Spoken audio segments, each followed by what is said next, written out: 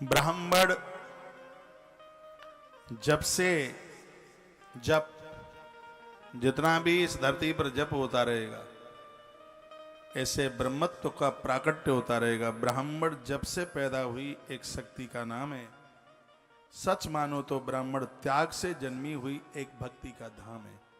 इसके पास बड़ा त्याग होता है। ब्राह्मण वही है जिसके पास त्याग है, जिसके पास छोड़ने की शक्ति है। इसके पास संग्रह नहीं होता, इसके पास में विनिमय होता है, छोड़ता है।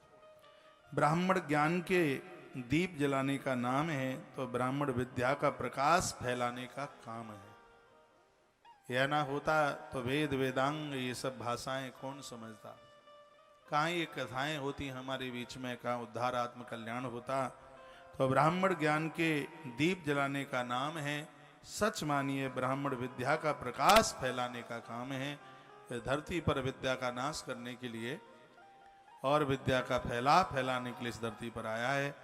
ब्राह्मण स्वाभिमान से जीने का ढंग है। ब्राह्मण सृष्टि का अनुपम अमिट अंग है।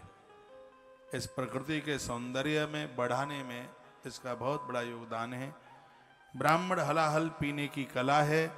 ब्राह्मण कठिन संघर्षों को पी करके पला है, बड़ी कठिनाइयां झेली हैं।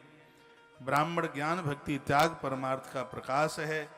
ब्राह्मण शक्ति कौशल पुरुषार्थ का आकाश है। ब्राह्मण न धर्म न जाति में बंधा इंसान है। ब्राह्मण मनुष्य के रूप में साक्षात भगवान है। ब्राह्मण न धर्म न जाति में बंधा इंसान है। ब्राह्मण मनुष्य के रूप में साक्षात भगवान है। इस श्राद्ध पक्ष में ऐसे दिव्य समय पर हम उनके चरणों में अनंत बार, उनके चरणों में कोटि बार नहीं अनंत बार, जिसको गिनाई नहीं जा सकता, उनके चरणों में हम वंदन प्रणाम करते हैं। ब्राह्मण के कंठ में शारदा लिए ज्ञान का संवाहक है। ब्राह्मण हाथ में शस्त्र लिए आतंक का संहारक है। पहले यह शास्त्र से काम करता है और फिर वह अपने हाथ में आतंक को समाप्त करने के लिए अपने हाथ में शस्त्र गह लेता है। ब्राह्मण हाथ में शस्त्र लिए आतंक का संहारक है। ब्राह्मण के कंठ में शारदा लिए ज्ञान का संवाहक है। ईश्वर के प्रति जो जो जानकारियां, धर्म के प्रति हमारी जानकारियां, इन सबको बताने की वजह से ही वह संपूर्ण जगत का वो गुरु है। इसलिए उसको हमने गुरु रूप में स्वीकार किया है। अग्नि पुराण में वर्णन किया गया है कि भले ही उस ब्राह्मण से हमने दीक्षा नहीं ली है, तो भी वह हमारे लिए गुरुदेव की तरह ही विशेष है। ऐसे उस पावन महापुरुषों के चरणों में, महापुरुष के चरणों में हम और आप वंदन प्रणाम करते हैं। ब्राह्मण सिर्फ मंदिर में पूजा करता हुआ पुजारी ही नहीं है। ब्राह्मण सिर्फ किसी मंदिर में पूजा करता हुआ पुजारी ही नहीं है। ब्राह्मण घर घर भीख मांगने वाला भिखारी नहीं है।